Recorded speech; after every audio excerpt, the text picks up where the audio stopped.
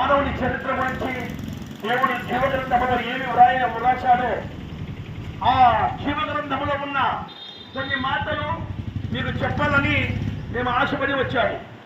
ఎందుకంటే క్రీస్తు పూర్వము క్రీస్తు శకము యేసుక్రీస్తు ప్రభు ఈ భూమికి వచ్చిన తర్వాత 2 భాగాలుగా విభజింపబడ్డాయి.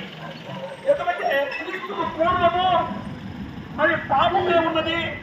ఆ క్రీస్తు శకం తర్వాత యేసుక్రీస్తు ప్రభు వచ్చిన తర్వాత ఆ పాపానికి ప్రచారణ గావించాడు. ప్రియమైన సోదరి సోదరులారా, పాపం అంటే ఏంటి అని ఈరోజు నవ్వులాటైంది. పాపం అంటే కామన్ అయిపోయింది. బాయ్ ఫ్రెండ్, గర్ల్ ఫ్రెండ్, ఇలాగా ఒక్కొక్కరికి 2, 3, 4 ఇలాగా మరి అనేకమైన అడ్డమైన పనులు చేస్తూ మరి అనేకమైన పాపము తెచ్చుకుంటున్నారు. అంతేకాకుండా శిల్పంలో చూడరాని దృశ్యాలు చూస్తున్నారు. మరి చూడకున్నటువంటి చూసి అలాగే కూడా పాపం తెచ్చుకుంటున్నారు. ఇక సినిమాలు, సీరియళ్ళు ఇలాగా సాయంత్రమైతే మరి మందు మరి బెల్ట్ షాపుల దగ్గర, బ్రాండీ షాపుల దగ్గర మరి యవనస్తులు ఇలాగా స్త్రీలు పురుషులు కలిసి తాగడము తినడము ఇది ఏమయ్యా అంటే కామన్ అంటున్నారు. ఈ రోజుల్లో యూట్యూబ్ లో చూస్తే మీరు సిద్ధాలు తీసుకొని స్త్రీలు మరి మటన్లు చికెన్లు పెట్టుకొని నచ్చుకుంటూ తాగుతుంటున్నారు. తాగిన మైకంలో ఏం చేస్తున్నారో తెలియదు, ఎలాంటి పనులు చేస్తున్నారో తెలియదు. అందుకే పాపం వల్ల వచ్చు జీతం మరణం అంటుంది దేవుని వాక్యం. ఏ భేదము లేదు, అందరూ పాపము చేసి ఆ దేవుడు అనుగ్రహించు మహిమను పొందలేకపోతున్నారు. చూశారా పిల్లలారా, మరి పుట్టేటప్పుడు తల్లి గర్భంలో ఏ మనిషి తాగలేదు. పుట్టేటప్పుడు తల్లి గర్భంలో ఏ ఒక్కరు కూడా మరి పాపము చేయలేదు. కానీ మరి భూమి మీద వచ్చేసరికి ఒకరికొకరు భుజాల మీద చేతులు వేసుకొని స్త్రీలకు స్త్రీలు, పురుషులకు పురుషులు మరి క్లబ్బుల్లోనూ పబ్బుల్లోనూ అన్ని విధాలుగా తాగుచ్చు తినచ్చు ఇలాగా మరి పాపము చేస్తున్నారు. ఈ పాపానికి మూల్యం ఏదో తెలుసా? చనిపోతే ఏముంది అనుకుంటున్నాడు. మట్టి శరీరం మట్టికి వెళ్ళిపోతుంది. దేవుడిచ్చిన ఆత్మ దేవుళ్ళకి వెళ్ళకుండా నరకానికి అగ్నిగుండానికి జారిపోతుంది. ఎందుకు జారిపోతుంది సుమా? నీవు చేశావు ఈ భూమి మీద పాపము, శరీరాశ, నేత్రాశ, జీవకుటుంబము. ఓ నా ప్రాణమా, తినుము, తాగుము, సుఖించుము అని ఇలాంటి పనులు చేశావు. కానీ చేసిన ప్రతి తప్పుకు మూల్యం ఉంది.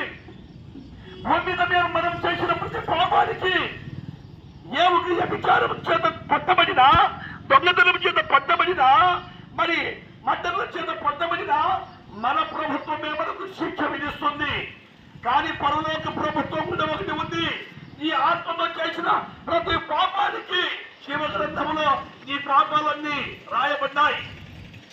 అందుకే ఈ పాపాలు పుచ్చుకొని పోవాలంటే ఈ భూమి మీద దీపముండగానే ఇల్లు ఎలా చక్క పెట్టుకుంటున్నావో ప్రాణముండగానే ప్రభువైన యేసుక్రీస్తును నీవు సొంత రక్షకుడిగా అంగీకరించాలి.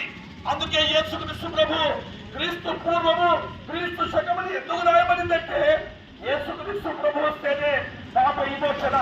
యేసుక్రీస్తు ప్రభు సంపూర్ణమైన మానవుడిగా ఈ భూమికి వచ్చాడు. యేసుక్రీస్తు ప్రభు లేఖనముల ప్రకారము ఆయన 33 సంవత్సరాలు జీవించి లేఖనముల ప్రకారం మనుషులందరి పాపముల కొరకు శిలువ ప్రాణం మీద ఆయన వేలాడబడ్డాడు. లేఖనముల ప్రకారము తన పరిశుద్ధమైన రక్తము చిందించాడు.